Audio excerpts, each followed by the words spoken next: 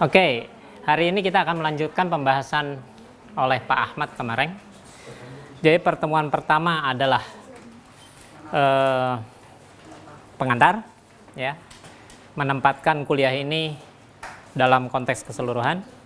Pertemuan kedua masuk ke kuantum, ya. Jadi kemarin sudah dibahas mengapa pendekatan klasik tidak dapat diterima. Ada beberapa fenomena, radiasi benda hitam, efek fotolistrik, terus efek Compton, dan sebagainya, ya. Termasuk juga spektrum atom hidrogen, Balmer, teori Bohr, dan sebagainya. Nah, dari situ dijelaskan prinsip-prinsip kuantum, tapi belum digunakan secara mendalam. Nah, sekarang kita akan menggunakan teori kuantum itu pada beberapa kasus, ya. Jadi, yang sebelumnya prinsipnya sudah dibahas, postulatnya sudah dibahas, tapi belum digunakan secara mendalam. Nah, pada penggunaan teori kuantum itu pada kasus-kasus tertentu, terlalu banyak matematik, karena itu saya putuskan, tidak saya tunjukkan halaman-halaman presentasi, tapi saya turunkan persamaan matematiknya di papan, ya. Beberapa kali saya akan suruh beberapa untuk menyelesaikan, gitulah kira-kira, ya. Nah, kita mulai dengan, jadi itu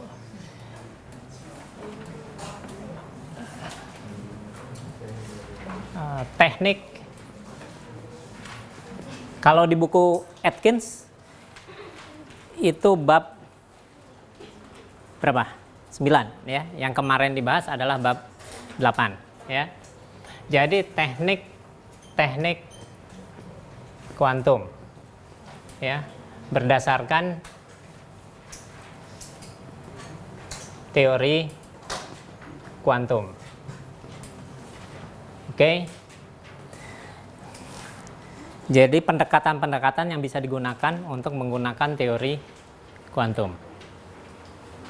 Kita mulai dengan kasus yang paling sederhana,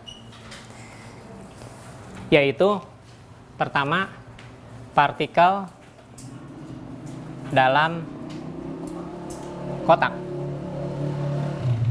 satu dimensi, ya.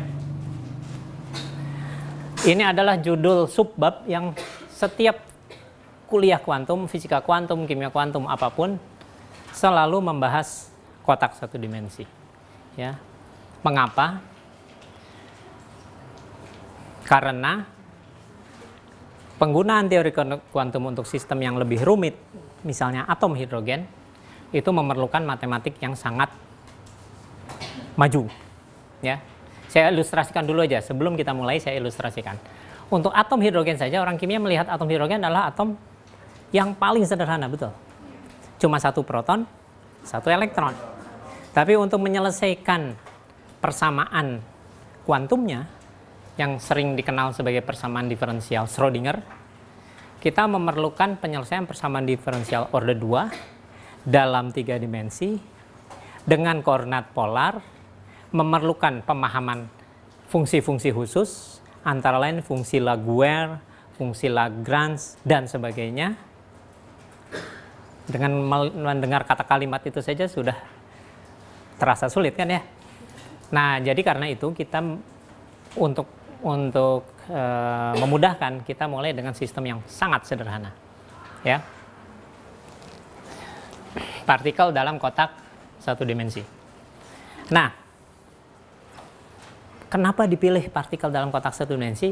Karena tujuannya adalah supaya kita bisa memahami prinsip-prinsip kuantum tanpa dirumitkan oleh matematik yang terlalu advance. Maksudnya gitu, ya, supaya prinsip-prinsip dasarnya dipahami. Nah, kita lihat. Jadi yang pertama kita harus, sebelum kita mulai dengan pembahasan apapun, yang harus kita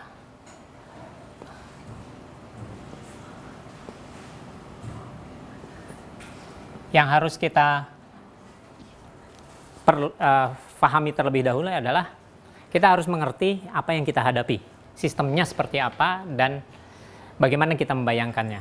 Jadi, pahami dulu sistem fisiknya. Sistem fisiknya itu kita bayangkan seperti ada partikel, ya, partikel yang luar biasa kecil. Seperti sudah dibahas sebelumnya, partikel semakin kecil partikel semakin menunjukkan sifat kuantum, ya. Semakin besar sebenarnya kita tidak bisa melihat sifat kuantumnya. Bayangkan suatu partikel berada dalam suatu kotak, ya, satu dimensi. Artinya partikel itu bisa bergerak kiri kanan, tidak bisa bergerak atas bawah, tidak bisa bergerak depan belakang, hanya kiri kanan, ya. Lalu dianggap tidak ada hambatan potensial apapun, tidak ada gesekan, tidak ada medan magnet, tidak ada medan listrik dan sebagainya. Artinya energi potensialnya sama dengan 0, ya. Hal lain yang harus difahami dari sistem ini adalah bahwa dia tidak bisa keluar dari kotak. Artinya dia tidak bisa ke sebelah sini, ya. Tidak bisa ke sebelah sini. Hanya bisa bergerak dari sini sampai sini. Kita sebut saja mulai dari X sama dengan 0 sampai X sama dengan, sebut apa misalnya? L. Gitu ya, misalnya L besar. Oke? Karena tidak ada pengurangan energi, berubah menjadi suatu energi panas dan sebagainya. Artinya kita asumsikan kalau orang fisika bilangnya tidak ada gesekan dengan wadah, gitu ya. Jadi tidak ada gerakan itu menyebabkan lajunya berkurang, betul. Ya, artinya energinya tetap. Oke, bagus. Dia artinya bisa melanjutkan kalimat saya, bagus lah ya. Lalu tumbukannya ke sini. Kira-kira gimana untuk supaya sederhana? Apa?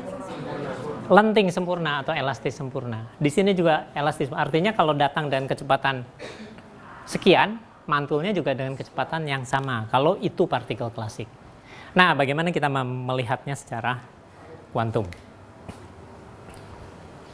Oke, yang kedua, kita coba menerapkan apa yang sudah dibahas sebelumnya oleh Pak Ahmad, bahwa ada beberapa postulat kuantum, salah satunya adalah, nanti kita rangkumkan lagi lah di akhir postulat kuantumnya ya, setelah kita membahas ini semua.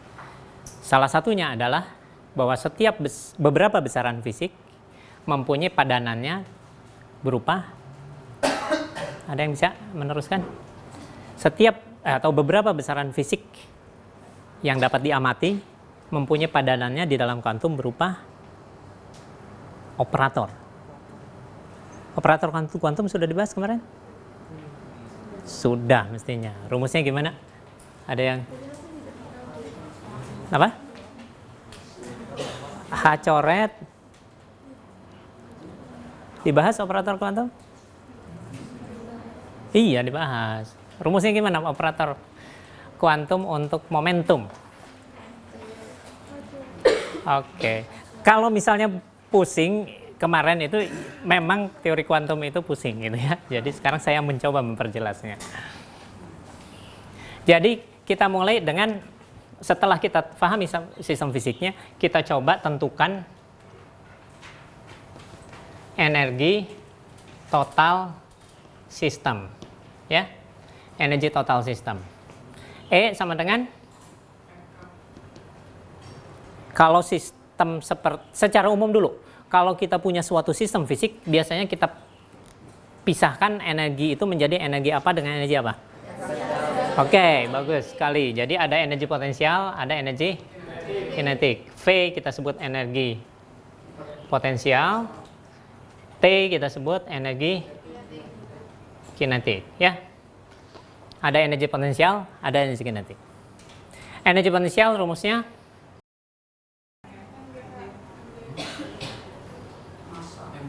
nah, karena tadi kita sudah pahami sistemnya tidak ada medan apapun, tidak ada medan gravitasi, medan magnet, medan listrik dan sebagainya, maka ini 0, ya. Tapi kalau misalnya atom hidrogen, nanti ketika kita membahas atom hidrogen, kita tinggal ganti ini menjadi energi potensial antara inti dan elektronnya, yaitu potensial elektrostatik K, Q1, Q2, per R. Karena kalau per R kuadrat namanya apa? Gaya. Kalau energi potensial per R ya. Oke, jadi ini saya tuliskan pendekatan umumnya, tapi selalu saya terapkan untuk partikel dalam kotak satu dimensi ya. Langkah umumnya akan sama untuk berbagai sistem ya. Tapi untuk kotak satu dimensi ada yang spesial, misalnya ini 0. Ini ditambah setengah mv kuadrat. Tapi karena kita cuma bergerak satu dimensi, anggap saja ini sumbu x, sehingga di sini cukup Vx gitu ya. Jadi untuk sistem yang lain harus setengah mv kuadrat. Tahap berikutnya, setelah kita tahu energi sistem, maka ubah energi itu menjadi operator dengan aturan atau postulat yang digunakan adalah postulat yang sudah dibahas oleh Pak Ahmad, yaitu jadi ubah menjadi operator kuantum ya. Operator kuantumnya akhirnya disebut dikasih. Nah, bedanya operator dan adalah diberi kepala ya. Akhirnya ini lebih terkenal dalam penulisan ini. Ya, yang disebut operator Hamiltonian ya. Kemarin sudah dibahas postulat, salah satu postulatnya banyak ya, ada beberapa. Salah satu postulat adalah beberapa besaran fisik di dalam mekanika klasik mempunyai padanannya dalam teori kuantum berupa bukan lagi suatu besaran tapi operator ya. Bagaimana nalarnya? Ya, itu H coret per I dou per dou X, atau bisa juga ditulis H per I, ini coret, di mana H coret adalah H dibagi 2pi ya. H per I D per dx. Kapan kita pakai D per dx? Kapan kita pakai ini OR ya, pakai dou per dou X. Kapan? Ada vektor. Itu parsial X doang. Parsial artinya apa? Satu dimensi doang. Kita melihat satu dimensi padahal sistemnya sebetulnya 3 dimensi misalnya gitu kan ya. Kita pakai dou kalau sebetulnya untuk sistem 3 dimensi, tapi kita lihat ini arah X-nya. Nanti ada dou per dou Y, ada dou per dou Z. Tapi kalau kita tulis begini memang cuma ada X. Nah, untuk kasus ini lebih enak kita pakai ini aja ya. Tapi untuk 3 dimensi nanti kita pakai ini ya. Terus postulat satu lagi adalah X, variabel X atau besaran fisik posisi itu ada padanannya sama, tapi cara bacanya berbeda. Ini yang kanan ini ditulis sebagai PX pakai tudung, yaitu operator yang nilainya tadi H per I D per dx misalnya, lalu X pakai tudung adalah X. Nah loh, yang ini gimana nih, kok kayaknya sama aja dan ini ya. Cara bacanya berbeda. Ini sebagai besaran yang punya nilai, punya satuan dan sebagainya. Ini sebagai operator, membacanya adalah ini H dibagi I, lalu operator turunan ya. Ini turunan. Sedangkan ini cara membacanya adalah kalikan dengan X. Berupa operator. Kalau ini kan besaran. Kalau ini cara bacanya dia kalikan dengan X. Ya, sebetulnya lebih tepat lagi kalau di sini dikasih gitu misalnya gitu ya. Ya. Itu postulat kuantum yang akan kita gunakan di sini. Jadi di sini kita lihat sekarang, kita ingin ubah besaran ini menjadi postulat. Sementara kalau Anda belum ngerti apa-apaan ini, nanti belakangan makna fisiknya belakangan saya bahas ya. Jadi sabar dulu saja ya. Jadi ikuti dulu, nanti kita lihat makna fisiknya. Jadi ini kita lihat, masalahnya adalah tidak ada operator untuk kecepatan di sini, ya, tidak ada operator untuk kecepatan. Maka kita harus ubah energi kinetik ini menjadi, jadi di sini kita ubah dulu T-nya ya. Di sini kita buat kotak dulu. T yang tadi setengah M Vx kuadrat kita ubah menjadi Px kuadrat per 2M supaya Px-nya bisa kita buat operatornya. Kan ini sama aja, betul? Karena PX adalah MV. Kalau dikuadratkan M kuadrat V kuadrat. Kalau dibagi ini ya ini, gitu kan ya. Oke, jadi sekarang kita ubah. Ini operator 0 ya tetap 0, tidak usah ditulis sebetulnya ya. Tidak usah ditulis. Jadi tinggal yang ininya. Ininya diubah menjadi ini. Ini H coret jadi H coret kuadrat kan. Kalau dikuadratkan ini menjadi I itu adalah akar min 1. Oh ya, imajiner. Jadi kalau ini kuadrat jadi apa? Min 1. Ini jadi turunan kedua. Ya. Jadi akhirnya setelah berubah menjadi operator, ini berubah menjadi PX kuadrat itu menjadi H coret kuadrat. Per I-nya menjadi minus. Ya. Lalu di sini ada 2M. Lalu yang D per DX-nya menjadi D kuadrat per DX kuadrat. Siapa yang belum mengerti ini? Jadi kita mengubah suatu besaran energi menjadi operator energi. Ya, dalam kuantum besaran mempunyai padanan dalam bentuk operator. Ya. Tinggal ini dikuadratkan, yaitu ini dikuadratkan dibagi 2M atau ini dikuadratkan dibagi 2M ya. Oke. Setelah itu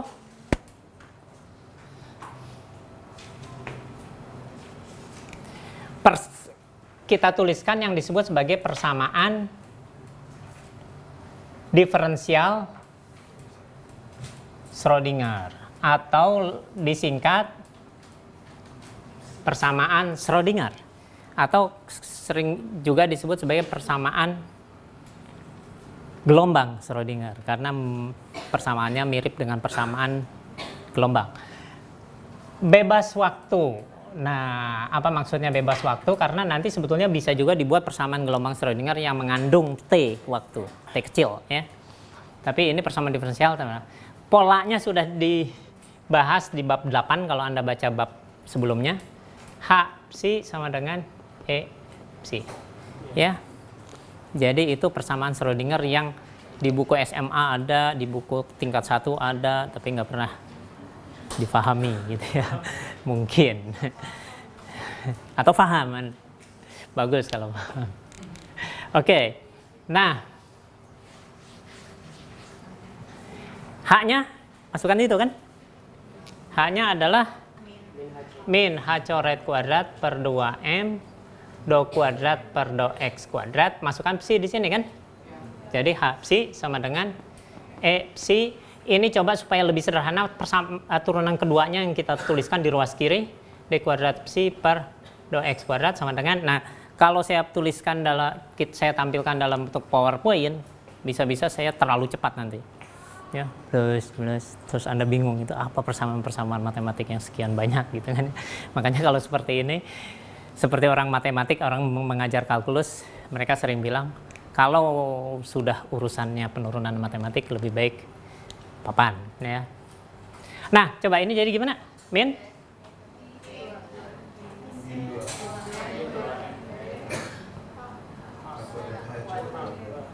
Betul ya? Oke. Berikutnya ini jadi bagaimana kita berpikir secara kuantum ya.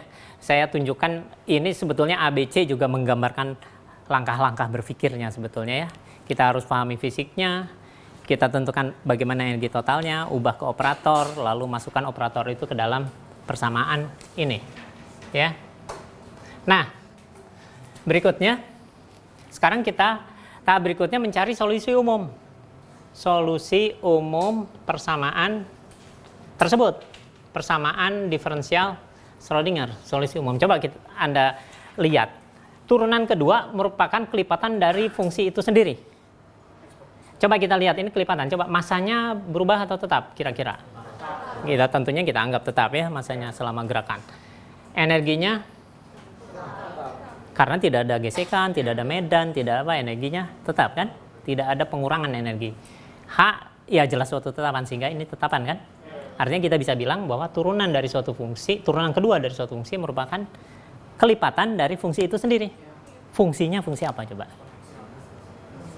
Pikirkan fungsi yang turunan keduanya tetap menjadi fungsi itu lagi, tapi di depannya ada sesuatu.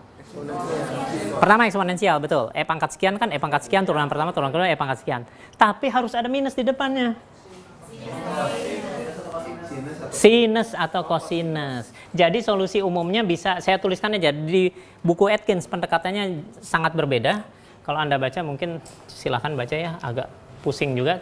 Saya tuliskan dulu aja yang mungkin. Fungsi yang mungkin ya. Supaya Anda bisa berpikir terbuka, segala kemungkinan diperhitungkan. Yang pertama psinya adalah A sin Kx ya. Kemungkinan dua A cos Kx. Karena turunan sin adalah cos, lalu turunan keduanya cos turunkan lagi kan, menjadi min sin. Akhirnya menjadi minus dari fungsi semula kan. Dan pasti di depannya ada sesuatu karena turunan Kx adalah K nanti ya. Cos turunannya min sin, turunan min sin min cos, ya kan? Jadi itu juga menjadi minus dari fungsi semula, cuma dikalikan sesuatu. Apalagi yang mungkin? Tadi E tidak ya, karena E pangkat X turun E pangkat Kx misalnya turunannya adalah E pangkat X, di depannya jadi ada K, turunan keduanya E pangkat X. Tidak menjadi minusnya ya. Tapi bisa E pangkat tapi turunan keduanya menjadi ada minusnya.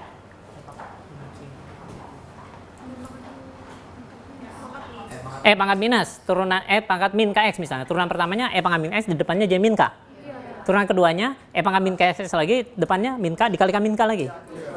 Positif. Gimana? Nggak ada yang terpikir? Cepatan. Apa?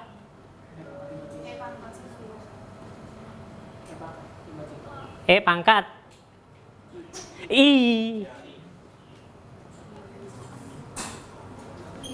Psi sama dengan A pangkat min IKX. Itu semua adalah solusi-solusi yang mungkin dari persamaan diferensial tersebut. Coba kita cek.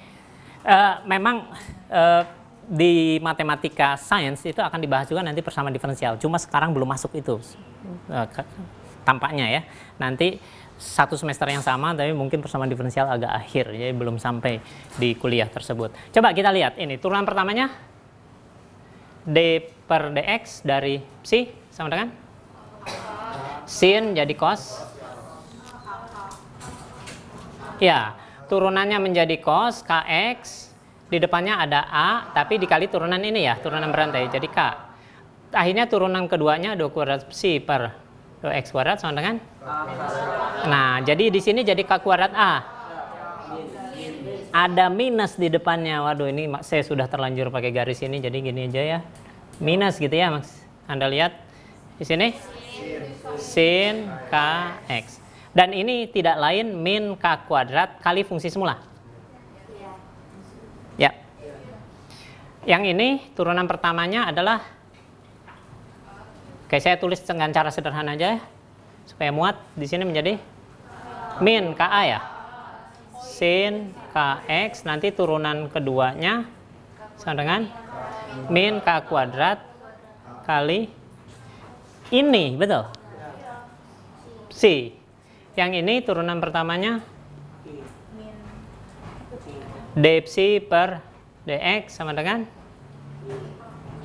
a e pangkat ikx, ini plus ikx, saya tegaskan ya, pangkatnya positif, turunannya tetap e tapi dikalikan turunan atasnya kan, turunan berantai, jadi di sini ik ya. Turunan keduanya d kuadrat psi per dx kuadrat sama dengan i kuadrat k kuadrat, tapi i kuadrat minus 1. Ini ya. Jadi min k kuadrat a e pangkat i kx atau min k kuadrat fungsi semula. Jadi semuanya akhirnya apapun ini silahkan Anda coba sendiri, tapi intinya adalah manapun fungsi yang kita pilih, turunan keduanya adalah min k kuadrat dari fungsi semula, ya, minus dari fungsi semula. Oke, itu solusi umumnya. Berikutnya kita melihat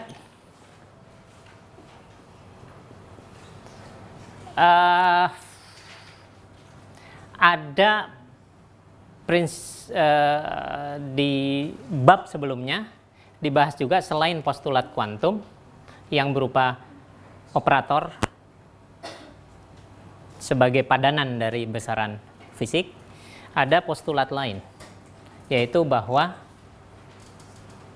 bukan postulat ya, postulat rasanya. Fungsi gelombang dari penyelesaian persamaan Schrödinger, jadi sebelumnya juga sudah disebut persamaan Schrödinger, tapi belum untuk kotak satu dimensi, baru persamaan Schrödinger secara umum untuk partikel yang bebas bergerak di mana-mana. Itu yang ada di bab sebelumnya. Jadi partikelnya tuh tidak dibatasi oleh sesuatu, gitu ya. Itu yang ada di bab sebelumnya. Nah, di situ dibahas bahwa syarat suatu fungsi gelombang adalah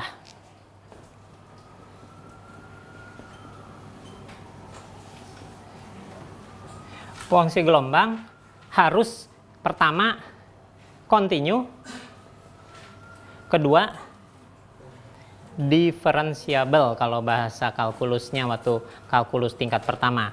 Bahasa Indonesianya saya tidak tahu, coba tanya ke dosen kalkulus. Apa bahasa Indonesianya?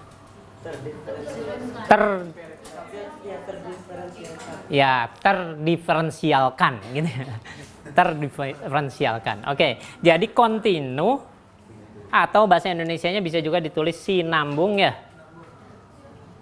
Dan terdiferensialkan. Oke. Maksudnya kontinu, sekarang kita lihat. Ini kontinu, kalau ini sumbu X, ini sumbu Y. Ini kontinu? Ya. Ini kontinu? Karena di sini terputus kan? Ini kontinu? Kontinu. Nah, kalau yang disebut diferensiabel adalah di setiap titiknya ini selalu bisa dicari turunannya ya. Turunan adalah gradien atau kemiringan ya. Di sini turunannya positif, betul. Di sini turunannya negatif, artinya gradiennya ya kurvanya ke bawah, jadi gradiennya negatif ya. Kalau di pas titik tertinggi 0, di titik terendah sini 0, di sini 0. Jadi di setiap titik selalu bisa kita cari turunannya. Itu yang disebut diferensiabel ya. Di sini turunannya ada. Di titik yang patah ini ada turunannya? Tidak, karena di patahan itu kalau kita melihat agak ke kiri dikit dia naik. Tapi di agak kanan dikit dia turun. Jadi di titik itu nggak jelas naik atau turun, gitu kan ya? Jelas kan ya? Jadi di titik itu tidak diferensiabel. Ya. Jadi harus kontinu dan diferensiabel. Kalau bahasa sehari-harinya harus nyambung dan mulus, betul? Ya, bukan sekedar nyambung, tapi sambungannya harus mulus, gitu kan ya? Ya, nyambung dan mulus, ingat aja ya, nyambung dan mulus. Jangan ditulis di sini karena itu bukan istilah ilmiah ya. Nyambung dan mulus. Oke, tapi ini ada kecualinya, kecuali pada batas dengan V tak hingga. Ya. Pada batas dengan energi potensial tak hingga. Sekarang kita kembali ke sini. Ya, untuk menambah lagi pemahaman kita tentang sistem ini. Sistem ini adalah menggambarkan ada partikel yang hanya bisa gerak kiri kanan, tidak bisa ke atas bawah, tidak bisa ke depan belakang. Dia tidak bisa keluar ke sana, tidak bisa keluar ke sini. Orang fisika melakukan abstraksi terhadap fenomena itu dengan menggunakan konsep potensial tak hingga atau energi potensial tak hingga. Mereka menyebutnya di sini energi potensialnya 0 ya, karena tidak ada medan apapun di situ, tidak ada medan gravitasi, tidak ada medan apapun. Tapi pas di sini tidak ada kecepatan apapun yang bisa menembus ini. Sehingga disebutnya di sebelah sini potensialnya adalah tak hingga ya. Untuk menggambarkan suatu wilayah yang tidak bisa dimasuki sama sekali, dengan cara apapun tidak bisa dimasuki, maka orang fisika bilangnya potensialnya tak hingga. Ya. Jadi kalau digambarkan dengan misalnya ini X sama dengan 0 di sini, ini X sama dengan L di sini, ini kurva potensial ya terhadap sumbu X, maka kita gunakan warna merah ini untuk potensial. Maka gimana potensialnya di sebelah sini? 0 ya? Salah. Tak hingga. Gambarnya susah kan, nggak bisa kan?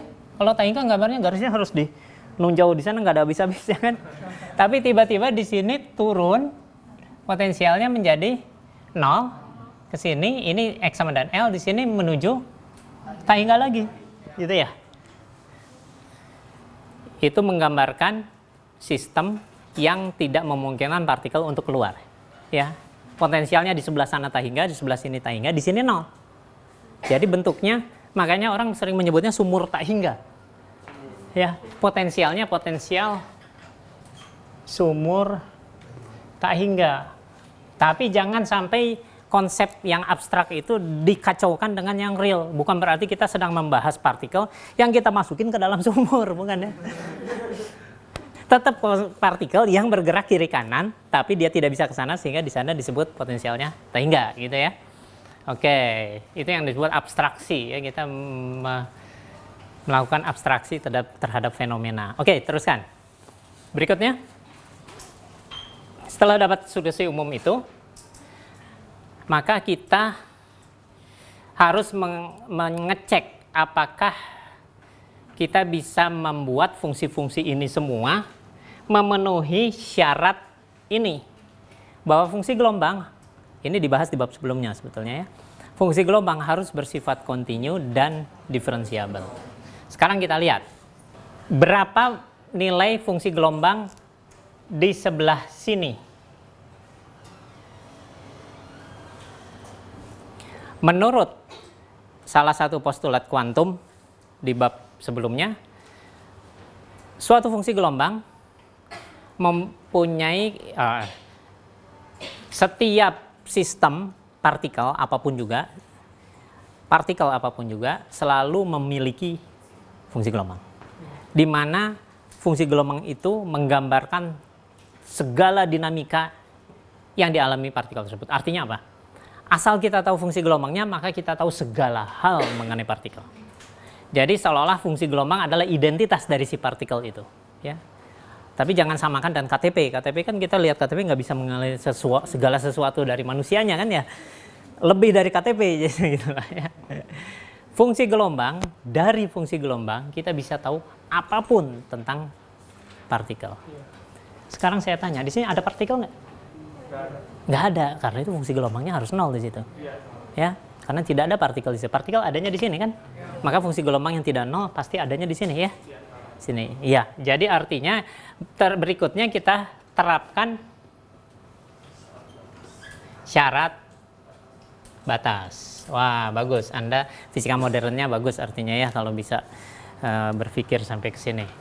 Kuliah fisika modern. Oke, terapkan syarat batas. Syarat batasnya adalah bahwa di X sama dengan 0, ini X sama dengan L ya disebutnya. Di sini fungsi gelombangnya sama dengan 0. Di sebelah sini fungsi gelombang 0 karena memang tidak ada partikel kan ya. Karena fungsi gelombang menggambarkan segala sesuatu tentang partikel, tapi di sini nggak ada partikel, gitu kan. Di sini fungsi gelombangnya bisa tidak 0, tapi harus nyambung. Artinya apa jadinya? Artinya di sini boleh bagaimanapun fungsi gelombangnya, tapi di sini tidak boleh begini. Di ujung situ. Karena menjadi tidak, karena di luar fungsi gelombangnya 0. Iya kan? Karena menjadi tidak kontinu kan? Jadi di sini harus entah bagaimana, pokoknya di sini harus begitu gitu kan ya, supaya nyambung kan. Di sini 0 juga kan fungsi gelombangnya ya. Maka di sini bagaimanapun bentuknya di dalam sini, di situ harus baru lurus gitu ya. Jadi kesimpulannya adalah syarat batasnya adalah psi di titik X sama dengan 0 harus sama dengan 0 dan psi di titik L itu harus sama dengan 0 juga karena fungsi gelombang di luar 0. Ya. Itu syarat batas. Nah, coba kita pilih mau yang mana ya. Coba pakai ini bisa nggak kalau X masukin 0? 1 jadi A. Padahal katanya kalau dimasukin 0 di sini harus 0 ya. Jadi ini nggak bisa ya. Atau kalau kamu ngotot bisa Pak, A-nya aja dibuat 0. Kalau A-nya di 0 semua. Artinya kita membahas suatu partikel di sini yang psi-nya nilainya 0. 0 kali sesuatu 0. Di sini 0, artinya membicarakan partikel dalam kotak yang di situ tidak ada partikel gitu kan. Nah, jadi aneh jadinya kan. Jadi ini nggak bisa kan? Yang ini nggak bisa juga. Yang ini nggak bisa karena cos 0 1. Jadi cuma ini ya. Nah, jadi yang memenuhi syarat batas di sini adalah yang ini. Atau kalau di buku Atkins itu membuatnya menjadi jauh lebih susah. Silahkan Anda baca bab 9 Atkins, dia tidak tunjukkan ini, dia tunjukkan ini, tapi ini tambah ini. Ya, dikombinasi linear kan, karena di dalam matematik, kalkulus dasar, matematika dasar atau kalkulus, namanya apa sih di tingkat pertama? Matematika dasar disebutkan bahwa kalau ada suatu persamaan diferensial, suatu mempunyai solusi fx dan persamaan diferensial yang sama juga solusinya gx, maka C1 kali fx tambah C2 kali gx adalah juga solusi dari persamaan tersebut. Ya, artinya di matematik kita tahu bahwa ini matematik. Jika y sama dengan fx dan y sama dengan gx adalah solusi dari persamaan diferensial, maka apa tadi? Y sama dengan C1fx tambah C2 gx. Ini kita menyebutnya kombinasi linear dari fungsi semula, ya. Kombinasi linear dari fungsi ini dan ini. Juga solusi. Jadi artinya kalau ini solusi, maka ini tambah ini solusi juga, ini tambah ini solusi, ini tambah ini solusi. Kalau di buku itu digunakan, ini tidak dimunculkan pakai ini, tapi ini tambah ini. Dan diatur-atur supaya sesuai syarat batas. Dan Anda perlu tahu juga di matematik bahwa, ini banyak matematiknya nih, makanya E pangkat IKX itu sama dengan apa? Cos KX ditambah I sin KX. Kalau di sini minus, ininya sama, tapi di sini jadi minus. Jadi kalau di sini plus, ini plus. Tapi kalau di sini minus, ini tidak berubah. Tapi di sini menjadi minus. Gitu ya. Artinya, ini bisa dituliskan sebagai cos tambah sin, ini bisa tulis sama cos sama sin. Kombinasi linear bisa diatur-atur supaya cosnya hilang, akhirnya jadi sin. Akhirnya balik mana? Ke sini. Ya, tapi di buku itu tidak menyebut ini langsung. Supaya apa? Supaya Anda susah, nggak tahu ya. Nah, silakan Anda baca buku Atkins ya. Buku Atkins tidak menyebut-nyebut solusi ini, dia menyebut langsung ini. Tapi dikombinasi linear kan supaya cosnya hilang nanti, supaya tinggal sin. Ya, silakan Anda baca. Sekarang kita lihat, artinya kita sudah mendapatkan, hampir mendapatkan solusi yang memenuhi syarat batas. Solusi umumnya ini, tapi kita sudah memilih ini ya. Tinggal nanti kita buat ini supaya sesuai dengan ini ya. Betul? Ya, supaya memenuhi ini. Kita masih bicara tentang syarat batas. Jadi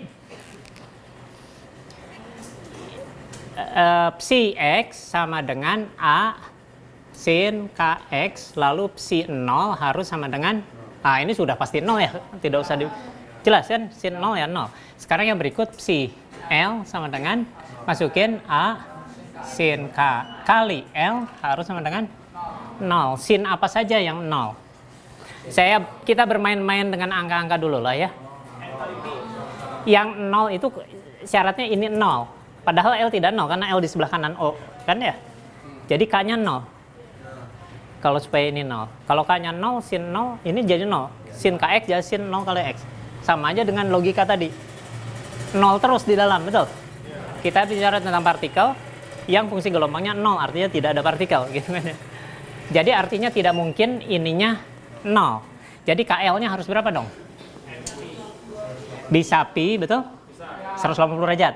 Bisa 2pi, bisa 3pi, bisa dan seterusnya 4pi dan 5pi. Secara umum NP, tapi N tidak dimulai dari 0. Ya, mulai dari 1, 2, 3, 4 dan seterusnya. Ya, itu solusinya. Akhirnya kita dapatkan K-nya harus sama dengan apa?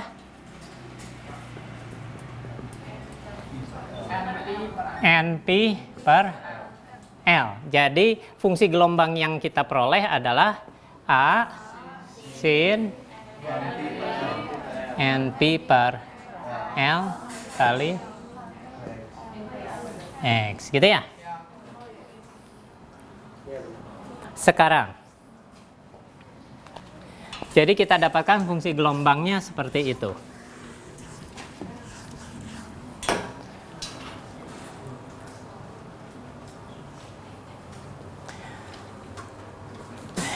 Ada yang mau tanyakan dulu nggak? Sampai sini. Tentang bagaimana kita mengembangkan suatu persamaan Schrödinger lalu menyelesaikannya. Mengembangkannya mulai dengan memahami sistem, menentukan energi totalnya, mengubahnya menjadi operator, masukkan ke dalam persamaan Schrödinger, cari solusi umum, lalu ada syarat batas, sampai ke sini. Ya. Anda jangan cuma melihatnya secara terlalu detail, tapi aturan langkah umumnya supaya nanti bisa diterapkan juga pada sistem-sistem yang lain, ya, tidak hanya partikel dalam kotak. Oke, kita teruskan. Sebetulnya ketika kita melihat membandingkan ini dengan ini, ada sesuatu yang kita peroleh waktu tahap E. Pada tahap E apa yang ini sekarang, kalau tadi kan kita melakukan penurunan matematik, sekarang bukan penurunan matematik, cuma tes psikologi aja, pengenalan pola. Ya, kita lihat ini. Ya, kita lihat ini. Mana? Ini ya. Lihat ini dan ini. Artinya K kuadrat sama dengan 2ME per H kuadrat. Atau K sama dengan, jadi dari sini kita dapatkan K sama dengan akar 2ME per H coret kuadrat. H coret adalah H per 2 Pi, ya. Oke, kita lihat di sini. K-nya ini. Jadi kita dari syarat batas, saya mungkin perlu beritahu. Dari syarat batas umumnya bisa diperoleh atau dibuktikan adanya kuantisasi energi. Umumnya ya, biasanya kita akan peroleh ini. Coba kita lihat, K katanya NP per L ya. Tapi kalau menurut sana K adalah akar 2ME per H kuadrat. Kuadrat kan ruas kiri, ruas kanan ya. Jadinya N kuadrat Pi kuadrat per L kuadrat sama dengan 2ME per H kuadrat. Kalau kita coretnya diubah menjadi H per 2 Pi kan jadi 4 Pi kuadrat di atas ya. Pi kuadratnya coret. Energi jadi sama dengan apa? N kuadrat H kuadrat per 8 M L kuadrat. Terlihat bahwa ternyata energi terkuantisasi. Jadi sifat kuantisasi yang sudah ditemukan oleh Balmer yang dijelaskan oleh Bohr bahwa atom hidrogen ada tingkat-tingkat energi ya. Tingkat-tingkat energi yang akhirnya kalau sinar dilewatkan pada, ini yang dibahas Pak Ahmad kemarin kan ya. Sinar dilewatkan pada prisma, dihasilkan spektrum Magico-Hibinio gitu kan. Tapi kalau sebelum masuk prisma kita beri apa di sini? Bukan celah, bukan. Apa? Atom hidrogen, suatu wadah transparan yang isinya atom-atom hidrogen. Kita lewatkan itu dulu, baru lewat prisma. Ternyata tadinya Magico-Hibinio, sekarang Magico-Hibinio yang ada garis-garis hitam. Artinya beberapa panjang gelombangnya diserap oleh si atom hidrogen, betul? Untuk apa? Memindahkan elektron dari satu tingkat ke tingkat lain. Ternyata partikel dalam kotak juga punya tingkat-tingkat. Ya. Di mana tingkat terendahnya adalah anu. Tingkat keduanya adalah 4 anu. Tingkat ketiganya adalah 9 anu. Tingkat keempatnya adalah 16 anu, tingkat kelimanya adalah 25 anu. Apakah anu? Apakah anu? Saya ulang lagi. Jadi terbukti di sini partikel dalam kotak satu dimensi ternyata punya tingkat-tingkat energi. Jadi partikel itu tidak bisa punya energi sembarangan. Hanya bisa energi sekian atau sekian atau sekian. Yaitu yang paling rendahnya adalah 1 anu. Yang keduanya adalah 4 anu. Yang ketiganya adalah 9 anu. Apakah anu?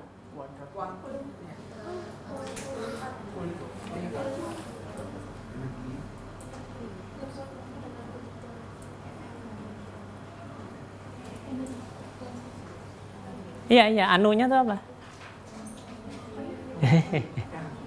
Belum nangkap kata-kata, saya ulangi. Partikel dalam kotak satu dimensi dari perjalanan penurunan kita menggunakan teori kuantum, ternyata diperoleh dia memiliki energi yang terkuantisasi. Dia hanya bisa punya energi tertentu saja. Di mana energi terendahnya adalah anu. Lihat di situ anunya apa? Energi keduanya adalah 4 anu. Tingkat ketiganya mempunyai energi 9 anu. Tingkat keempatnya mempunyai energi 16 anu. Anunya apa? Nah itu bukan N dong. N-nya kan sudah saya sebut 1, 4, 9, 16 ya kan. Jadi anunya apa? H kuadrat per 8 ml kuadrat gitu kan ya. Betul? Ini kan kalau tingkat ke-1 ini jadi 1 anu gitu ya. Nyambung ya sekarang udah oke. Kalau tingkat kedua 4 anu gitu kan ya. Anunya adalah H kuadrat per 8 ml kuadrat ya. Jadi kalau kita buat diagram tingkat energinya ini 0, 1, 2, 3, 4, 5, 6, 7, 8, 9, 10, 11, 12, 13, 14, 15. Tingkat ke-1-nya di sini betul? Tingkat kedua di sini. Tingkat ketiga di sini. Tingkat keempat di sini. Jadi 1, 2, 3, 4. Jaraknya makin lama makin renggang ya. Betul. Jadi energi partikel di sini tidak bisa dia punya energi yang di sini. Kalau dari sini kalau mau menyerap energi ya paling pindah langsung ke sini. Dan nyerap energi lagi pindah ke sini. Kalau dia memancar energi jatuh ke sini gitu kan ya, memancar energi. Gitu. Jadi partikel dalam kotak satu dimensi ternyata terkuantisasi sama seperti atom hidrogen. Ya. Oke, tapi ini sebetulnya sistem yang hipotetik, cuma ada di kepala fisikawan ya. Coba gimana membuat elektron dalam kotak? Kotaknya dibuat dari apa coba? Bayangkan, kan yang punya sifat kuantum kan yang partikel kecil elektron kan? Elektron ingin disimpan dalam kotak. Coba kotaknya harus dibuat dari bahan apa? Kenapa ketawa coba? Kenapa? Nggak ada bahan yang bisa mengurung elektron. Lah, bahan itu sendiri misalnya bayangkan gini, kita buat bahan itu dari timbal. Ya.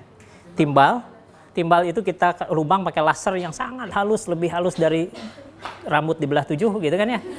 Kita labangi halus luar biasa, lalu masukkan elektron ke dalamnya, di sini tutup.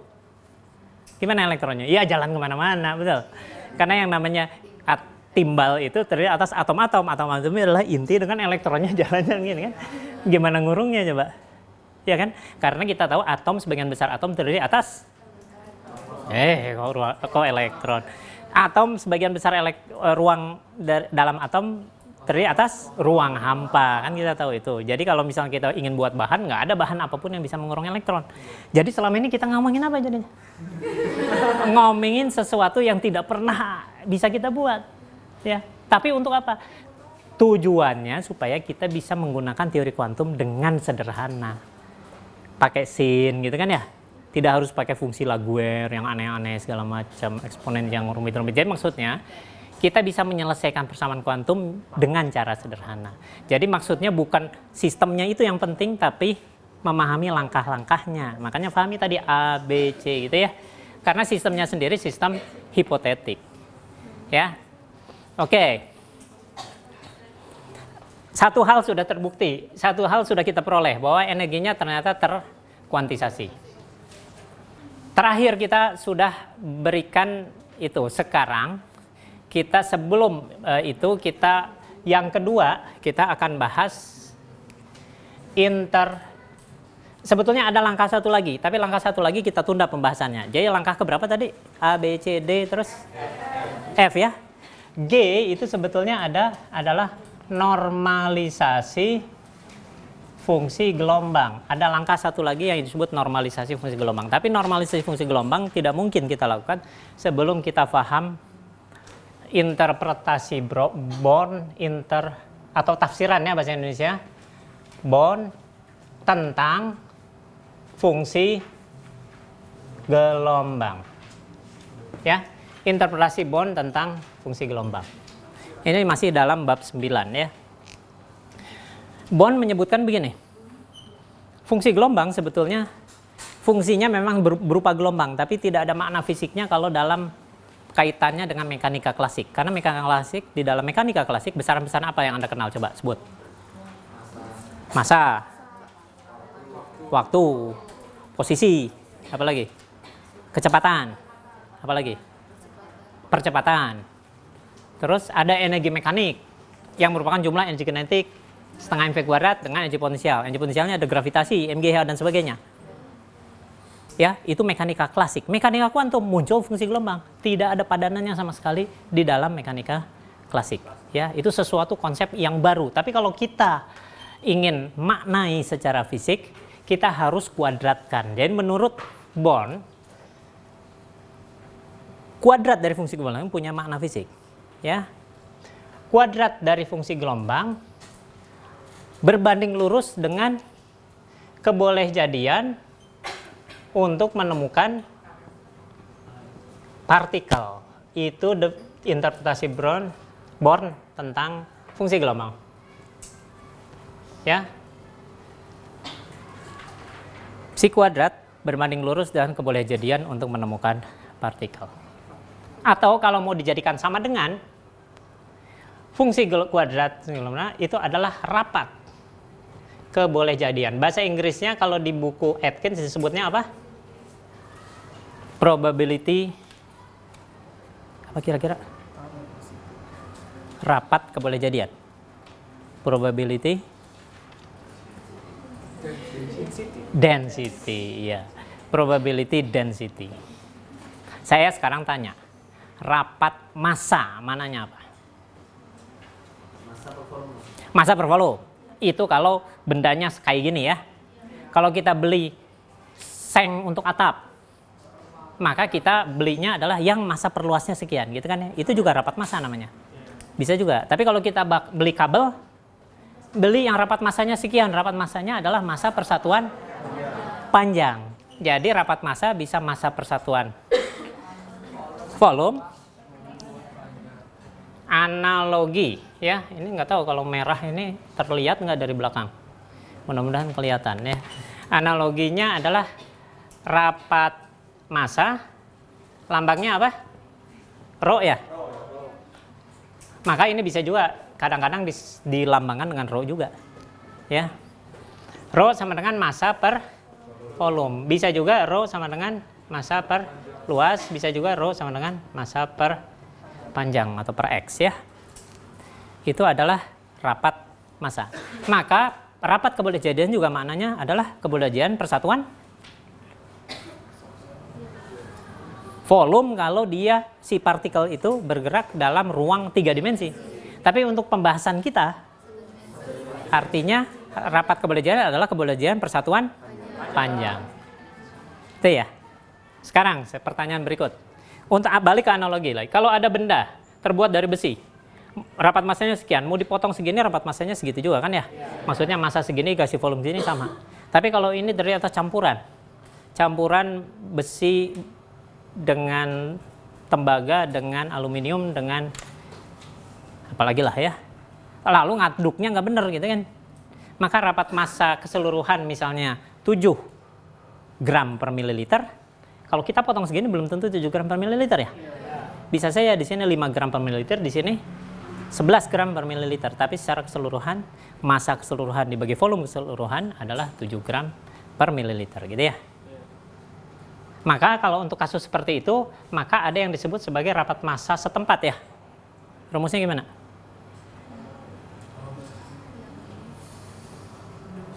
Kalau rapat massa rata-rata adalah massa keseluruhan dibagi volume keseluruhan.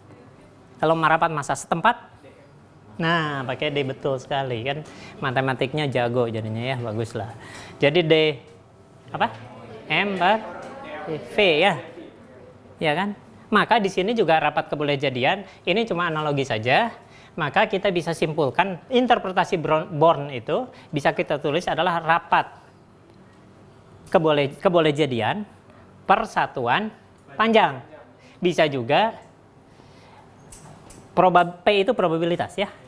Probabilitas persatuan luas. Bisa juga probabilitas persatuan volume. Gitu ya. Sekarang, dengan interpretasi Born ini kita bisa melakukan normalisasi. Coba kita lihat bagaimana caranya.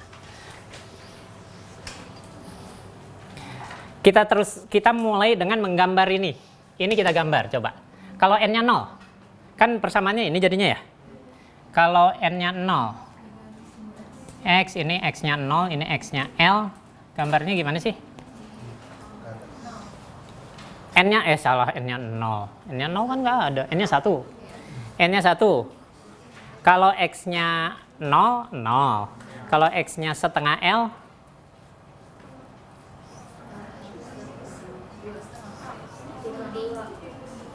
berapa ininya? Pi per 2 90 derajat ya. Jadi apa ininya? A. Jadi kalau setengah L bukan 1, A. Betul? Kalau sama dengan L? 0. Jadi kurvanya gini ya? Betul? Kalau N-nya 2, kurvanya gimana? Saya tulis di atasnya. Ini 0, ini L. Ini setengah L. Masukkan setengah L di sini kalau ininya 2. 0. Masukin di sini 1/4 L. Kalau N-nya 2. Iya, jadi bentuknya adalah gitu ya? Ini kalau N-nya sama dengan 2. Ini kalau N-nya sama dengan 1. Betul? Dan ini memenuhi syarat bahwa fungsinya harus kontinu? Ya, karena di sebelah sini 0, dan di sini 0 kan? Ya. Dan sekarang ini 0 semakin kita bisa pertanggungjawabkan bahwa di sini harus 0. Kenapa? Balik ke sini. Ininya 0, kuadratnya 0. Kalau kuadratnya 0, rapat kebolehjadiannya 0. Tidak ada kebolehjadian untuk menemukan partikel di sini. Betul? Makanya harus 0 kan? Tidak ada kebolehjadian untuk menemukan partikel di sini. Ya? Oke? Tingkat ketiga, gimana gambarnya? Ya, bisa diduga ini bentuknya pasti beginilah ya. N sama dengan 3. N sama dengan 4. 2 gelombang. Iya, jadi gini gitu ya. Jadi artinya fungsi gelombang itu solusinya adalah seperti ini. Ya. Tapi fungsi gelombang tadi tidak punya makna fisik kalau dikaitkan dengan mekanika yang kita kenal. Baru punya makna, walaupun maknanya itu tidak terlalu mekanika klasik gitu ya, yaitu kalau dikuadratkan. Kalau dikuadratkan adalah rapat kebolehjadian. Jadi kalau misalnya dari rapat kebolehjadian ini, kalau ingin mencari kebolehjadian, caranya gimana? Pakai kalkulus. Iya, jadi P sama dengan integral psi kuadrat dx. Nah, ini rumus yang rumit di dalam teori kuantum itu. Sebetulnya pengertiannya sederhana, yaitu psi kuadrat dx adalah suatu cara untuk mencari kebolehjadian untuk menemukan partikel. Ya. Makanya analogi ini menarik ya. Coba Anda pikirkan dengan menganalogikannya dengan tadi rapat massa. Rapat kebolehjadian ya seperti rapat massa. Ya, kebolehjadian persatuan volume. Kalau untuk 3 dimensi gimana? Untuk mencari kebolehjadian? P sama dengan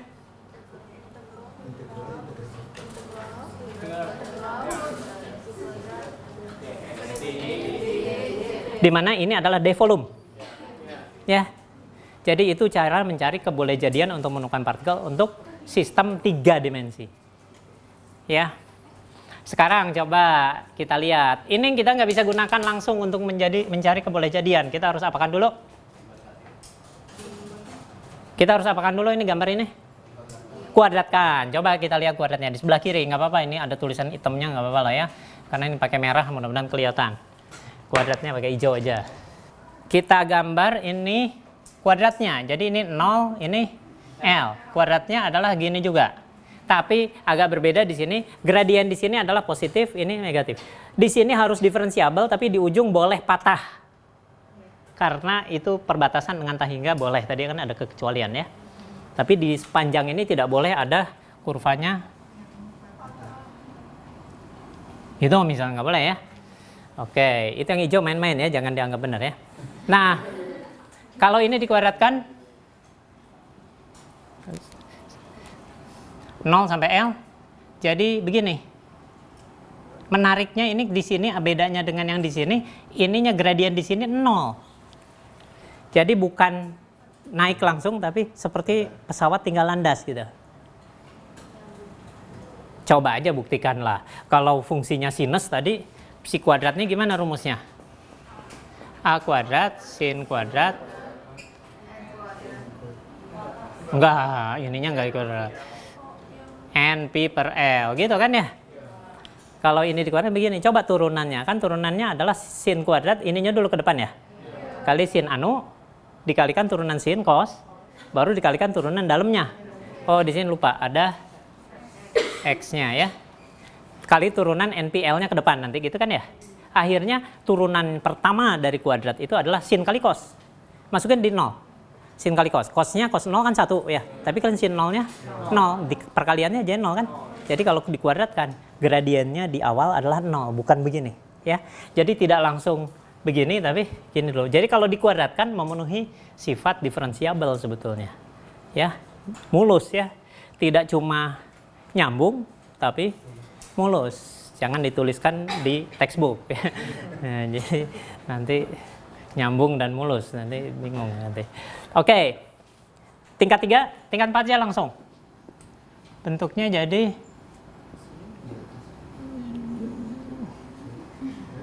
gitu ya? Oke. Sekarang saya tanya. Lakukan integral ini dari 0 sampai L. Maknanya apa? Luas daerah di bawah kurva psi kuadrat terhadap itu. Maknanya secara matematik, secara kalkulus. Maknanya secara fisik? Kebolehjadian untuk menemukan partikel antara X sama dan 0 sampai L. Berapa kebolehjadiannya harusnya? 1, jelas. Karena pasti ada di dalam kotak kan? Jadi kebolehjadian untuk menemukan dari sini sampai sini adalah 1. Ya. Jadi sama aja dan orang di penjara, ini penjaranya segitu, tidak selalu makan di situ, nggak pernah boleh olahraga keluar segala macam. Maka kebolehjadian integral psi kuadrat orang itu gitu ya, misalnya ini. Dx, dy, dz batasnya adalah dari x-nya dari sini sampai ujung penjara ini, situ ke atas, itu 1 juga kan harus. Nah, poinnya itu makna dari integral itu ya. Sekarang artinya luas daerah ini harus 1 gitu kan. Integral ini harus 1 juga kan. Integral ini semua harus 1. Dari situ kita dapat apa? Nilai apa kita bisa tentukan dari cara itu?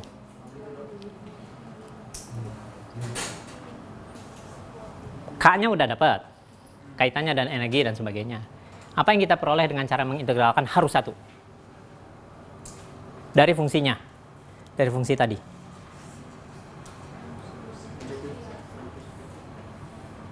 Kebayang nggak? Ini fungsinya kan kayak gini. Ini dikuadratkan. Diintegralkan, masukin 0 dan sampai L, harus 1. Dari situ dapat nilai apa? Konstanta A-nya, koefisien A-nya, betul? Jadi menentukan nilai koefisien A adalah dengan cara integralkan dari seluruh batas-batasnya, harus nilainya 1. Dari situ dapatlah nilai A. Itulah yang disebut normalisasi fungsi gelombang. Ya, yang disebut normalisasi fungsi gelombang adalah membuat fungsi gelombang ini menjadi bermakna bahwa kebolehjadian total harus 1, tidak boleh lebih dari 100%, betul kan? Nggak boleh juga misalnya integralnya adalah 0,9, artinya apa? Kalau kita mengamati si Gaius selama 10 jam, 9 jam ada di situ, gitu kan? 1 jam entah di mana. Nah, itu maksudnya 90% atau 0,9. Tapi yang benar adalah harus integralnya 1 kan? Nah, itulah yang disebut normalisasi. Yang disebut fungsi gelombang telah normal itu seperti itu. Ya. Suatu konsep yang kadang-kadang terasa sulit difahami padahal as simple as that gitu ya. Sesederhana itu, gitu kan? Jadi integral psi kuadrat dx, dy, dz kalau 3 dimensi ini seluruh ruang gerak. Jadi ini pakai batas-batas di mana dia tempat bergeraknya, ya. Kalau dia tidak ada batas sama sekali, ya harus bagaimana? X-nya dari min hingga sampai plus hingga, Y-nya dari min hingga sampai plus hingga, Z-nya dari min hingga sampai plus hingga. Nilainya harus 1. Mungkin nggak integral yang batasnya min hingga jadi 1 nilainya? Kata orang matematik mungkin, itu yang disebut improper integral ya. Integral tak tentu. Diajarkan di tingkat pertama kan? Iya. Jadi bisa batasnya tak hingga, nilainya tertentu ya. Makanya memang ini belum bisa dibereskan perhitungan terakhir ini kalau kita belum paham interpretasi Born ya. Sekarang saya tanya secara klasik dulu aja lah, supaya Anda harus paham betul sebetulnya perilaku kuantum itu perbedaannya apa dengan perilaku klasik. Saya ambil partikel yang sifatnya klasik dulu. Ada bola di dalam wadah, bola bekel misalnya ya. Anggap bola bekelnya sempurna, harganya sekian miliar gitu ya. Muncul di sini elenting sempurna, ke sini melenting sempurna gitu kan ya. Wadahnya juga dari logam yang luar biasa bagus sehingga tidak mudah berubah bentuk karena ketumbuk, artinya tidak menyerap energi gitu kan ya. Jadi energinya tetap bolak-balik. Panjangnya sekian, L itu misalnya 1 meter. Lalu dia bergerak terus karena lenting sempurna, kecepatannya 10 meter per detik, ya 10 meter per detik terus kan ya. Bolak-balik. Nah, sekarang kita amati setengah meter di sini. Kita amati selama 24 jam. Lalu kita jalankan stopwatch ketika dia ada di sini, cuma setengah meter dari total 1 meter. Setiap lewat nggak ada lagi bola, matiin stopwatchnya terus ya selama 24 jam. Nanti stopwatch itu menunjukkan angka berapa? Berapa jam? 12 jam. Ah, pintar, Anda ngerti jadi apa itu kebolehjadian kan? Kalau kita ambil 1/4 meter, 25 cm ya. 25 cm. Kita amati terus di situ selama 24 jam. Nyalain pas ada, pas tidak ada matikan. Berapa jam dia ada di sini? 6 jam. Ngerti kan? Oke. Itu adalah kebolehjadian untuk benda-benda klasik. Dia akan merata di ruang. Dia akan merata di ruang. Di mana-mana kebolehjadiannya sama gitu ya. Merata lah, lebih tepat istilahnya merata di ruang. Sekarang kita lihat ini. Ini luasnya berapa? 1. Kalau kita bagi 2, luasnya ini berapa, ini berapa? Kita bagi 4. Ini setengah L ya. Di sini 1/4 L, ini 3/4. Berapa luasnya untuk yang ini?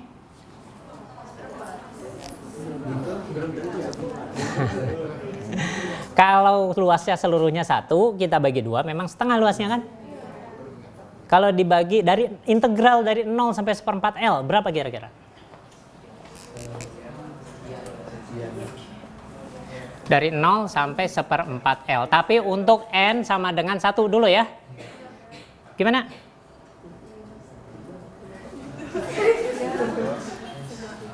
Ya silahkan integralkan dulu sin kuadratnya ya, pasti dapat nanti.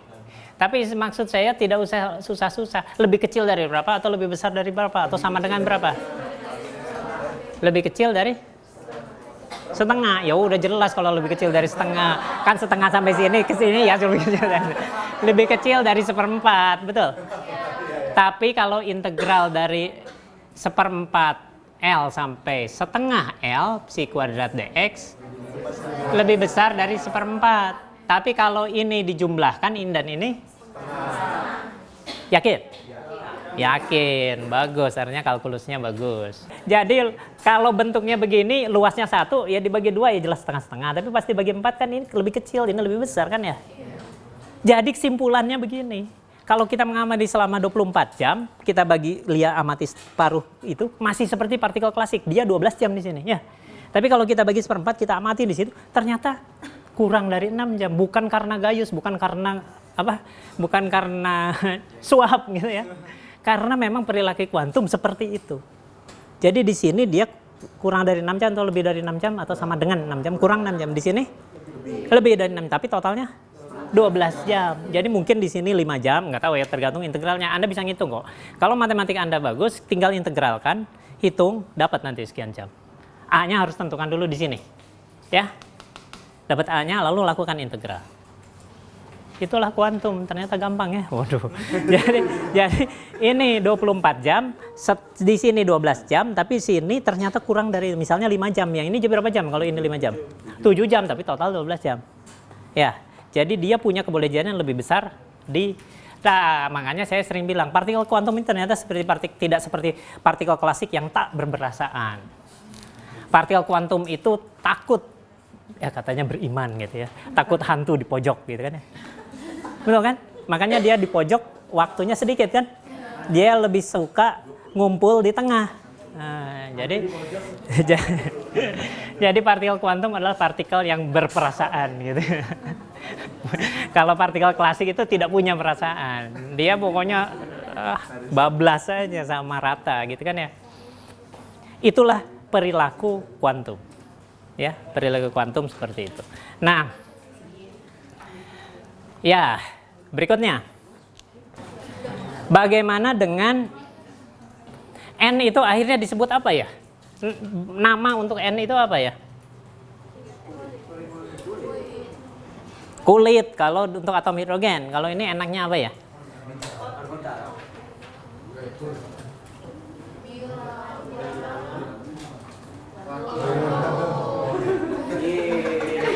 Ya, bilangan kuantum 1, 2, 3 dan sebagainya.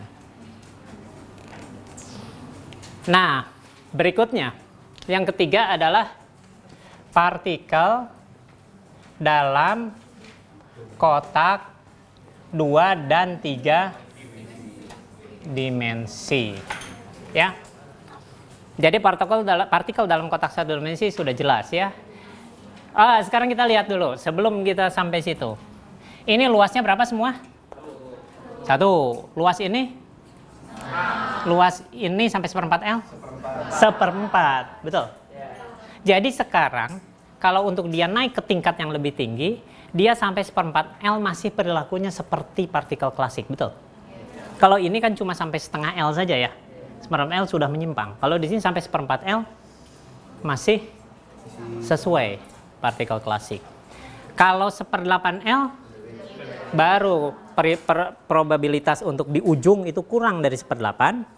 Di ruang kedua lebih dari 1/8 tapi jumlahnya 1/4. Betul. Jumlah dari luas ini. Nah, enaknya ngajar orang pintar kan? Waduh, biar anak semangat. jadi luas itu 1/4, tapi separuhnya bukan 1/4 kan ya? Jadi sekarang saya tanya, sebelum saya teruskan untuk 2 dimensi, 3 dimensi, seandainya saja ada konsep semacam fungsi gelombang untuk partikel klasik. Ini fungsi psi, konsep psi lah, kita tidak sebut gelombang lah, karena bentuknya belum tentu kayak gelombang. Ini psi, ini X, dari 0 sampai L. L-nya 1 meter misalnya, kalau ini kan cuma angstrom ya, karena elektron kan kecil sekali ya. 0 sampai 1 meter. Gambar fungsinya seperti apa kalau untuk partikel yang misalnya ini 0 sampai 4 aja ya misalnya ya, 4 meter. Jadi ini bukan partikel klasik, bukan partikel kuantum lagi kan, bukan elektron yang kecil sekali. Kalau elektron sekali lagi ukuran kotaknya ya angstrom. Kalau ini misalnya 4 meter. Lalu ini ada kotak kayak gitu ya. Ini misalnya kita punya konsep yang namanya psi. Gimana bentuk psinya tadi? Gimana? Ini maksudnya bola di dalam itu. Fungsi psi-nya gimana? Tadi? Ada yang udah benar tadi? Kalau untuk partikel klasik, kira-kira bentuk psi-nya seperti apa? Lurus, betul. Karena dia punya kebolehjadian yang merata di mana-mana kan ya? Jadi fungsinya akan begini. Udah. Makanya tidak bisa disebut fungsi gelombang ya. Enggak kayak gelombang kan. Psi aja. Dia begitu. Ya. Kira-kira tingginya ini berapa? A-nya harus berapa supaya dinormalisasi?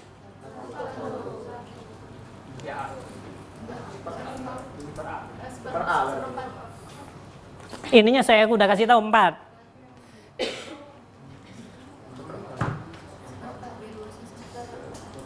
Berapa tingginya? 1/4. Oke. Betul? Yakin? Luasnya harus berapa? 1. 1/4 kali 4? 1. Luas persegi panjang, ngitungnya panjang kali lebar. Salah. Salahnya di mana coba?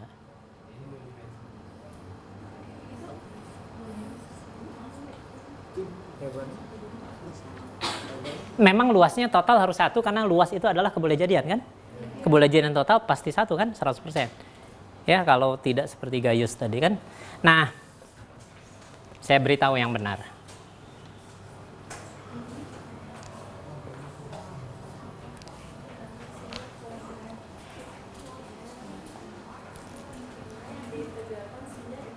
Nah, betul. Karena yang diintegralkan untuk menentukan kebolehjadian adalah psi kuadrat. Ngerti sekarang? Ya, kalau psinya setengah, psi kuadratnya seperempat. Integral seperempat sepanjang 4 meter. Berapa luas daerahnya? 1. Sesuai dengan normalisasi tadi? Iya.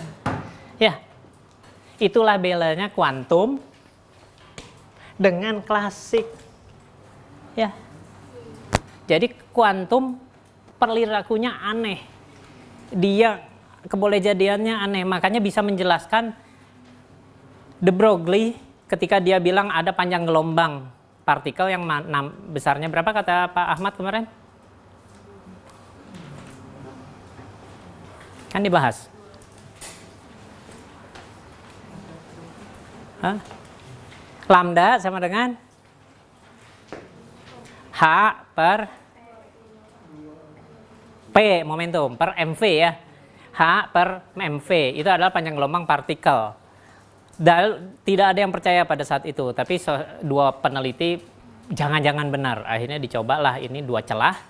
Davison dan Germer namanya, dikasih berkas elektron melalui 2 celah, di sini tertutup, di bawah tertutup ya. 2 celah, elektron di sini kasih layar kan. Ternyata elektron jatuh banyak di sini. Di sini nggak ada, di sini jatuh banyak lagi, ada elektron banyak, di sini nggak ada lagi, di sini banyak lagi. Terjadi semacam proses apa? Gejala interferensi. Padahal bukan gelombang, tapi itu adalah partikel.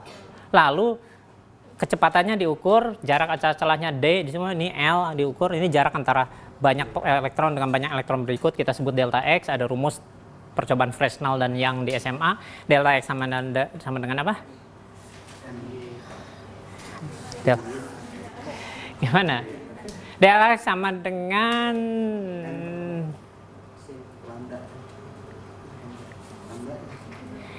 delta X per L sama dengan lambda. Oh enggak. Kita pakai rumus D sin theta sama dengan M lambda, tapi D-nya M lambda ya. D sin theta-nya adalah delta X per L. L itu jarak antara sumber elektron itu ke layar ya. Sama dengan, kalau ini delta X adalah terang ke terang berikut, M-nya masukkan 1. Karena yang terdekat ya. Jadi ini lambda saja ya. J rumusnya adalah D kali delta X per L sama dengan lambda. Delta X-nya bisa diukur, D-nya bisa diukur, jarak ke layar bisa diukur, lambdanya bisa dihitung. Ternyata lambdanya itu 100% identik dengan lambda yang dihitung oleh de Broglie. Artinya kebolehjadian di layar itu memang seperti gelombang, seperti ini. Mana ini kesini, ini seperti ini. Terang gelap gitu ya. Ada, jadi terjadi dan teramati, bukan hanya saya jadi selama ini bukan asal ngomong gitu ya. Ada percobaannya yang membuktikan. Jadi dibuktikan di layar, elektron jatuh di sini tidak ada, jatuh di sini nggak ada lagi gitu ya. Bisa dijelaskan pakai ini. Ya. Oke, partikel dalam 2 kotak. Dalam 2 kotak artinya ada si partikel bergerak jalan-jalan gitu ya. Di sini ada batas 0 sampai L untuk sumbu X, sumbu Y-nya juga misalnya 0 sampai L juga misalnya ya. Itu 2 kotak. Kalau 3 dimensi ya tinggal digambarkannya jadi gitu kan. Sekarang bagaimana kita menyelesaikan teori kuantum untuk sistem itu? Juga untuk ini. Maka kita harus buat fungsi gelombang dalam arah X dan fungsi gelombang dalam arah Y. Caranya seperti di tingkat pertama kalkulus, kalau ada variabel X, Y, kita pakai pemisahan variabel. Artinya kita buat sedemikian rupa sehingga tadinya di situ ada XY, di ruas kanan ada XY, dibuat akhirnya menjadi bisa satu persamaan X saja, satu persamaan Y saja. Pendekatannya saya tugaskan Anda untuk membaca di Atkins, ya. Tapi solusinya akhirnya sama. Dalam arah X solusinya adalah Y, psi sama dengan psi X sama dengan A sin K N P per L, Lx-nya misalnya panjang sini dengan panjang sini bisa saja beda, tapi kalau untuk sederhananya dalam bentuk persegi jadi sama gitu kan ya, kali X. Nanti psi dalam arah Y-nya solusinya sama, tapi bagaimana sampai sini adalah dengan cara pemisahan variabel seperti yang Anda kenal di kalkulus tingkat pertama. Jadi di sini menjadi N, NY, P, di sini LY, tapi kalau kotak ya ini bisa dihapus ya. Kalau berupa persegi atau bujur sangkar kalau bahasa yang lama. Di sini kali Y. Kalau 3 dimensi tinggal ditambah yang Z, langsung aja lah. Jadi kalau 2 dimensi cuma sampai sini, 3 dimensi tambahin gitu aja ya. Jadi solusinya adalah psi Z sama dengan A sin NZ P per LZ kali Y di mana? Z. Iya. Kali Z. Ya. Nah, artinya apa? Nah, ini agak sulit. Kalau 3 dimensi agak sulit. Kenapa? Saya minta Anda membayangkan sumbu psinya jadi susah. Kalau 1 dimensi kan ini sumbu X, ini psinya gitu ya. Kalau 2 dimensi gimana? Ini X misalnya ke arah kamu, ini Y, ini psi gitu kan ya. Kalau 3 dimensi, Anda harus membayangkan ruang 4 dimensi. Nggak bisa kan ya? Susah itu memang jadinya. Nanti saya beritahu caranya bagaimana. Jadi saya ulangi. Kalau 1 dimensi, kita gambarnya ini psi, ini X. Betul? Kalau 2 dimensi, kita gambar ini sumbu X misalnya, arahnya ke kamu gitu kan ya. Ini sumbu Y, ini sumbu psi. Kalau 3 dimensi, saya tidak sanggup menggambarkannya gitu aja, udah gampang ya. Jadi untuk yang 3 dimensi tidak bisa digambarkan dengan baik ya. Sekarang kita lihat. Kalau yang ini tadi kurvanya kan begini atau dan seterusnya kan. Sekarang yang ini. Misalnya saya beri contoh. Ternyata misalnya ke arah X dia berada pada tingkat energi pertama, Nx-nya sama dengan 1, Ny-nya sama dengan 2. Ini 0 sampai L, L-nya di sini, ini 0 sampai L, L-nya di sini. Kira-kira bentuknya menjadi seperti apa? Kalau untuk 1 dimensi berupa kurva. Kalau untuk 2 dimensi nanti bentuk fungsinya menjadi berupa apa? Berupa? Ruang. Ya, hampir lah, bukan ruang tapi lebih tepat apa ya? Kalau itu kurva, kalau 2 dimensi kita sebut apa ini? Lembaran, permukaan. Ya, berupa permukaan. Ya. Bukan ruang, permukaan. Gimana gambar permukaannya kalau ini N-nya 1?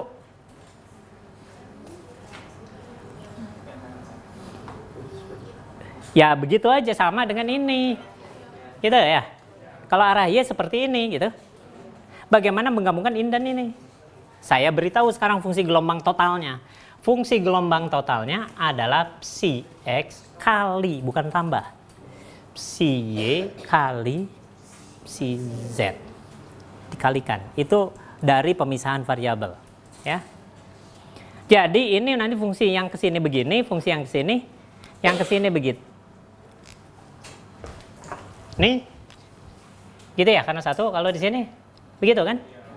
Lalu kalau digabung di titik, kalau di titik sini misalnya psi X kali psi Y, di titik ini psi X-nya berapa?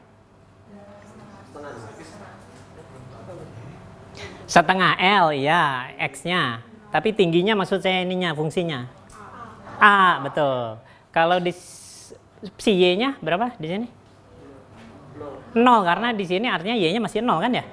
0. Jadi ininya A, ininya 0, ininya 0. Jadi di sini 0. Di sepanjang ini 0 jadinya ya. Di sepanjang sini 0 juga, karena kalau di sini 0-nya akibat si X-nya yang 0. Terus gimana jadi bentuknya? Di sini 0 juga, di sini 0 juga. Apa jadi 0 semua? Enggak kan? Di sini sekarang coba, di sini. Di sini gimana?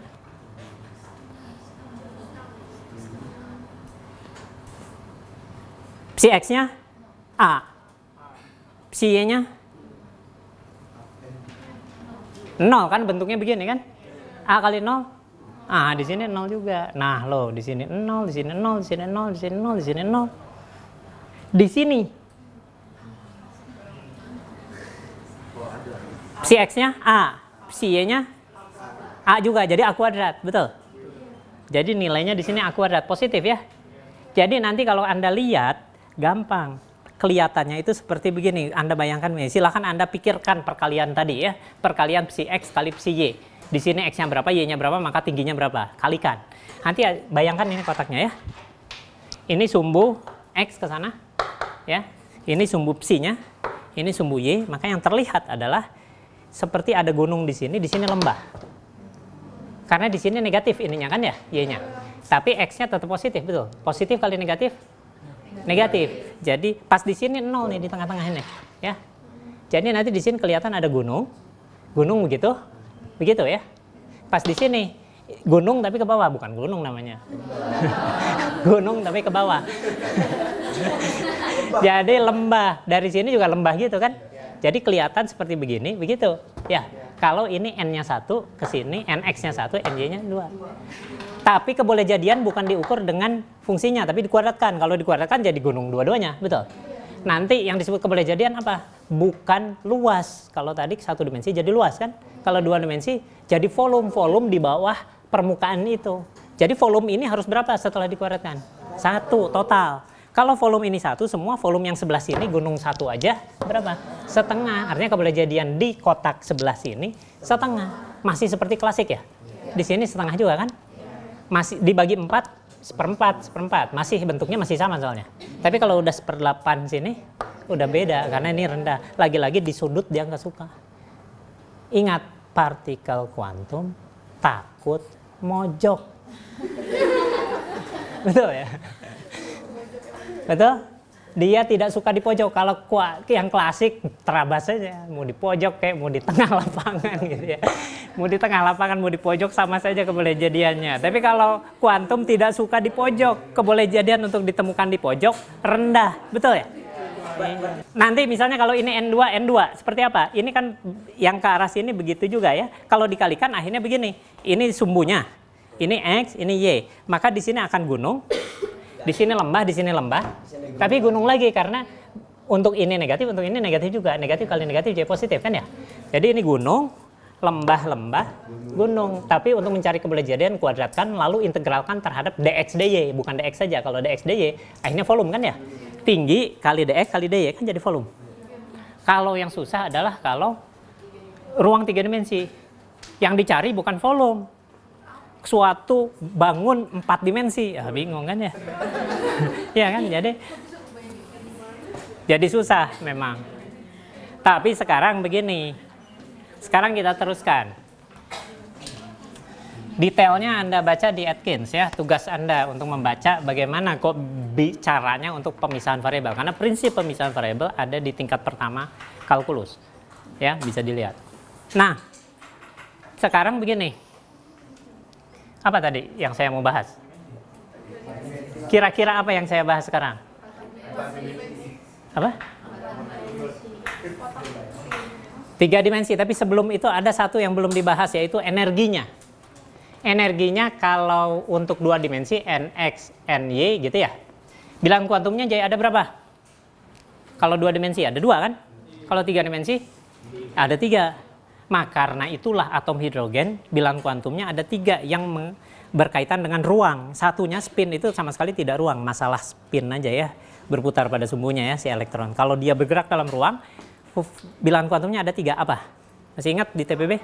N, L, M. Namanya beda-beda karena kita pakai koordinat polar. Kalau kita pakai koordinat kartesius dapatnya bukan N, L dan M, tapi NX, NY, NZ. Ya, jadi itu yang namanya bilangan kuantum. Ya. Kalau untuk atom memang lebih mudah pakai polar, susah. Tapi kalau untuk kotak lebih enak pakai kartesius. Ya, jadi di sini energinya gimana rumusnya? Coba kira-kira. Kalau persegi rumusnya begini. NX kuadrat tambah NY kuadrat, gitu. Lihat aja ini, tapi jadi begitu. Lalu H kuadrat per 8 ml kuadrat. Kalau misalnya ini persegi ya. Kalau tidak persegi, gimana rumusnya? Agak rumit. E NX NY itu sama dengan H kuadrat per 8 M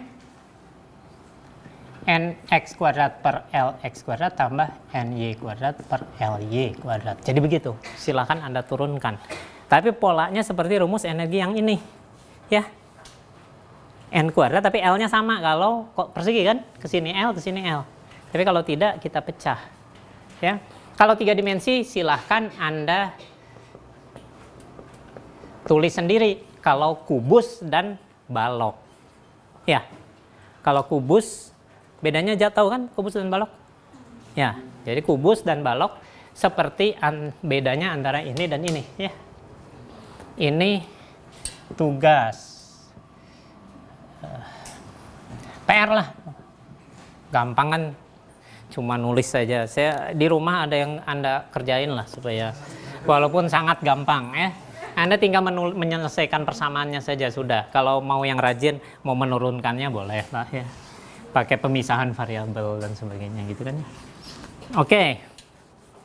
Jadi itu ini. Sekarang berikutnya adalah yang keempat, konsep masih di bab 9 ya. Saya bagi tadi 1 tentang kotak 1 dimensi, 2 interpolasi Bohr, 3 partikel dalam kotak 2 dan 3, lalu konsep degenerasi. Konsep degenerasi kita maksudnya begini. Kita langsung 3 dimensi saja lah supaya gampang. Coba cari, langsung aja tugas. Cari kombinasi NX, NY, NZ yang berbeda untuk partikel dalam kotak 3 dimensi yang memiliki, jadi kombinasi ininya berbeda tapi memiliki energi yang sama. Coba cari.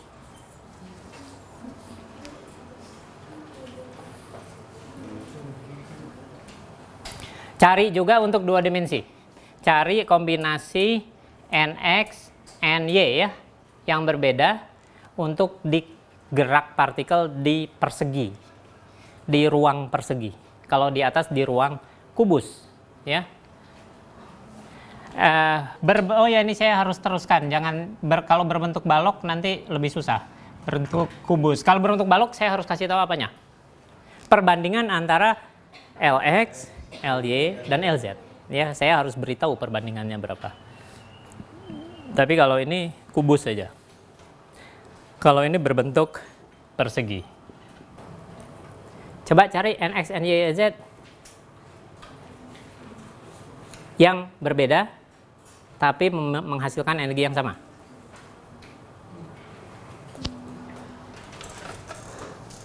Satu misalnya. Ada lagi selain satu yang energinya dapatnya sama?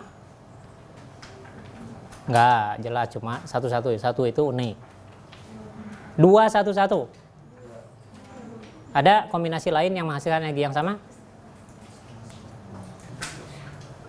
Hah? NX-nya sama dengan 2 maksud saya, NY-nya sama dengan 1, NZ-nya sama dengan 1, L-nya anggap sama ya. Ya gampang itu. Iya 1 2 1. Kan beda 211 sama 121. Betul? Kan daerah kebolehjadian nanti beda, betul? Ya.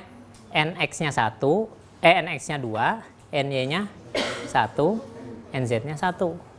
Kemungkinan lain nx-nya 1, ny-nya 2, nz-nya 1. Beda kan? Coba seperti yang saya gambar tadi di sini. Tadi kan nx-nya 1, ny-nya 2. Kalau saya gambar nx-nya 2, ny-nya 1. Bentuk ininya sama atau beda? Beda. Energinya? Sama. Jadi disebutnya degenerasi. Jadi degenerasi adalah dua keadaan kuantum yang berbeda. Kalau 121 dengan 211 dianggapnya keadaan kuantum yang beda. Ya. Dua keadaan kuantum yang berbeda, tapi memiliki energi yang sama. Itu yang disebut degenerasi. Ya.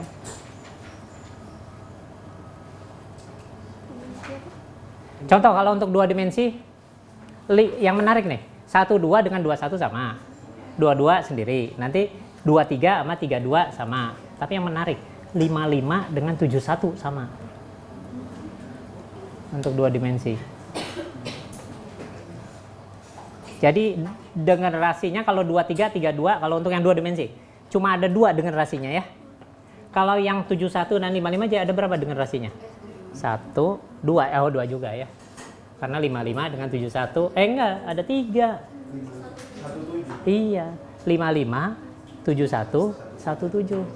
Energinya sama. Siapa yang belum ngerti energinya sama? 5 kuadrat tambah 5 kuadrat?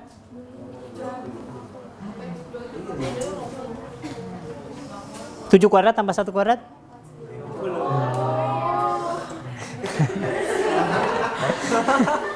Ya. Efek di ujung. Jangan terlalu terkesima lah yang namanya. Jadi itu yang disebut degenerasi ya. Jadi kalau satu-satu artinya kita bisa gambar gini untuk yang dua dimensi. Kita batasi yang ini saja. Yang ini ya. Yang ini. Diagram tingkat energinya bisa gambar begini. Tingkat pertamanya yaitu 1,1 ya. Terusnya di atasnya begini.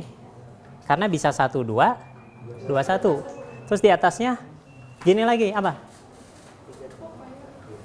Apa? 22. Di atasnya? 31 dulu dong. 31 berapa? 10-an jadinya? 9 tambah 1. Kalau 22 kan baru 8 ya. Jadi ini 31 dengan 13 ya. Di atasnya? 32 dengan 23. Ada 2 juga gitu ya. Nah, kalau atom 1s 1, terus 2s 1, 2p 3 biji gitu kan ya. Itu yang namanya degenerasi. Ya. Terus di atasnya 3s. 3p ada 3 biji, lalu 3d ada 5 biji kan? Nah, ini mirip-mirip itu, cuma polanya berbeda. Ya, PR nomor 2, PR nomor 1 sederhana tadi ya. Selesaikan persamaan untuk yang 3 dimensi. PR nomor 2, petakan tingkat-tingkat energi untuk persegi dan untuk balok untuk 10 tingkat energi pertama. Ya, dari yang paling rendah sampai itu buat diagramnya. Kalau 2 ya 2 gitu ya. 1, 2, 1, 2. Tingkatan energi. Petakan tingkat-tingkat energi partikel dalam kotak 2 dimensi berbentuk persegi. Itu nomor 2-nya. Nomor 3-nya, petakan tingkat-tingkat energi. Itu nomor 1 tadi apa? Tuliskan rumusan energi untuk dalam kubus dan dalam balok ya. Iya, dalam kubus dan dalam balok. Ini PR yang ini nih untuk kubus dan balok, seperti untuk ini dan ini gitu loh. Ya, untuk kubus dan balok. Itu nomor 1. Nomor 2, petakan tingkat-tingkat energi. Artinya bisa kalimat lainnya begini. Gambar diagram tingkat energi. Gambar diagram tingkat energi untuk partikel dalam kotak 2 dimensi berbentuk persegi. Itu nomor 2. Nomor 3, gambarkan diagram tingkat energi. Itu disebut juga petakan, bisa juga kita kalimatnya begitu ya. Gambarkan diagram tingkat energi seperti ini untuk 10 tingkat energi pertama, artinya ada 10 tingkat ya. Untuk partikel dalam kotak 3 dimensi berbentuk apa tadi? Kubus. Kumpulkan di TU besok atau lusa lah. Gampang kok ya, soalnya mestinya gampang ya. Anda tinggal menemukan seperti tadi 551771 itu degenerasi gitu ya. Di atasnya apa? Anda harus pastikan itu memang di atasnya, jangan sampai Anda tulis begini padahal mestinya begini, karena Anda tidak bisa mengkuadratkan dan menjumlahkan gitu kan. Itu kan pelajaran SD kan, mengkuadratkan dan menjumlahkan kan. Gini, coba ada pertanyaan untuk yang nomor 3. Yang nomor 3 saya beri contoh, beberapa contoh pertama. Paling rendahnya pasti 111. Cuma satu saja, betul. Cuma satu keadaan kuantum. Tapi kalau di atasnya ada 3 langsung ya. Langsung seperti orbital P jadinya. 211, 112. Ya, gitulah pokoknya ya. Oke. Jadi kerjakan seperti itu aja. Sebetulnya bab ini yang belum adalah tinggal untuk gerak melingkar dan vibrasi. Tapi begini, gerak melingkar dan vibrasi ini sebetulnya akan diulang pembahasannya ketika membahas elektron mengelilingi inti. Karena ketika elektron mengelilingi inti ada rotasinya kan?